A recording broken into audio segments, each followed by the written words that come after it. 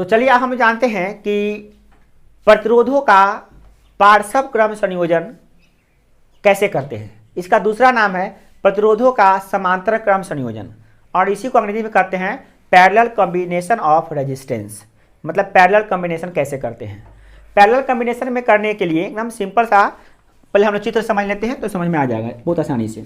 क्या करते हैं, एक विद्युत परिपथ ले लेते हैं, इसमें दो सेल यहाँ लगा के एक बैटरी तैयार कर ली है। इसका ये धन टर्मिनल या ऋण टर्मिनल है, तार जोड़ दिए हैं। यहाँ से देखिए 3 प्रतिरोध है, एक R1, एक R2 और एक R3, और इसको ऐसे जोड़े हैं, संयोजन माने होता है जोड़ना, ऐसे जोड़े हैं कि तीनों का एक सिरा एक जगह और तीनों का दूसरा सिरा एक जगह दूसरी जगह।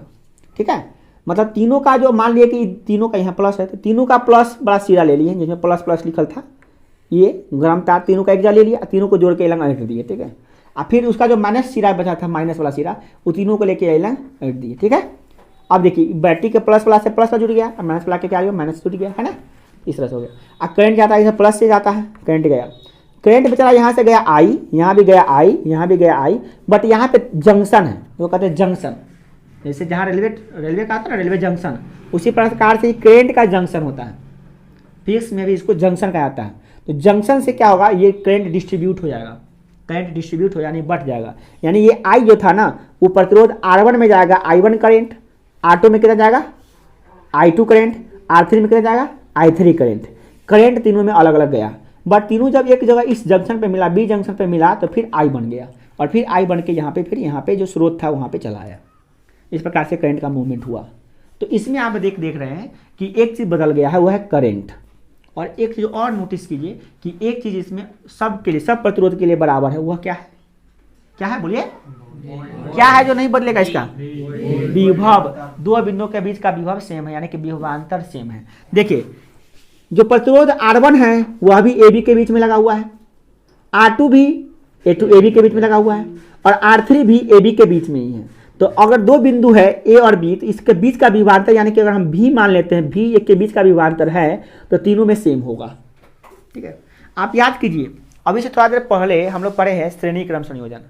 उसमें क्या था, करंट सेम जा रहा था, आई गया है सब जगह, आई था और आई वापस आया, करंट नहीं बटा है। क्यों, क्योंकि एक ही तरवा में जुड़ा हुआ था तीनों, तो करंट सब में जा रहा था सेम, बट सब में भी अलग था। पहला रेजिस्टेंस का V1 था, इसका V2 था, इसका V3 था। माने सबका रेजिस्टेंस अलग होने के कारण से, इसका प्रतिरोध अलग होने के कारण से, इसका विभवांतर कुछ और था, इसका विभवांतर कुछ और था, इसका विभवांतर कुछ और था। यानी इसके लिए हम V1, V2, V3 माने हैं, बट इसमें नहीं माने हैं। ये पार्श्व क्रम संयोजन है।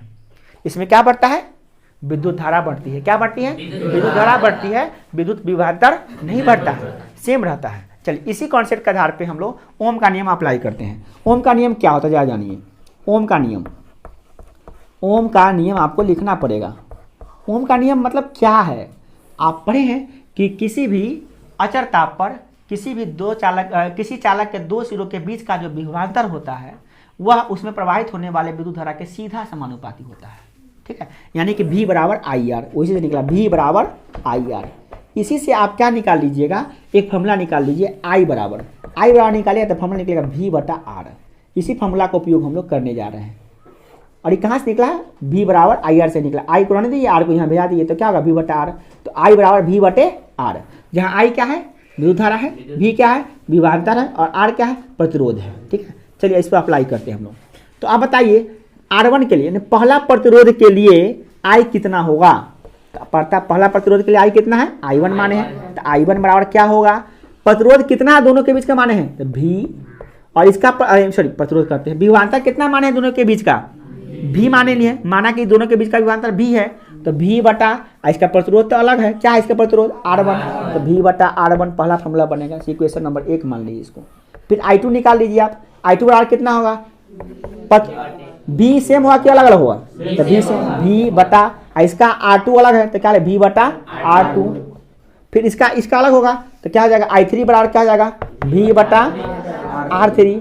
इस तरह से 3 बन गया इक्वेशन, समीकरण 1, समीकरण 2 और समीकरण 3। तीनों को जोड़ देते हैं, यहाँ पे जगह नहीं है, सीधे लिख दीजिए, समझ लीजिए। लिखेंगे समीकरण 1, 2, 3 को जोड़ने पर, तो क्या हो जाएगा, देखिए I1 plus I2 plus I3। आप जानते हैं कि LHS को LHS में जोड़ते हैं, RHS को RHS में जोड़ते हैं, तो RHS में क्या आएगा, V बटा R1 प्लस V बटा R2 प्लस V बटा R3 आएगा। चलिए R3 यहाँ पे R3 होगा। हाँ चलिए अब क्या करते हैं, तीनों प्रतिरोध जब जुड़ता है, तो तीनों करंट जब जुड़ता है जंक्शन ए पर, पहले जंक्शन ए पर करंट कितना था और तीनों जुड़ के मिल गया तो कितना बन गया I। तो हम तीनों को I लिख सकते हैं, तो तीनों मिलाकर I करंट होगा। ठीक है, I बराबर, अब I बराबर आप फॉर्मूला क्या पढ़े हैं, V बराबर V बटा R।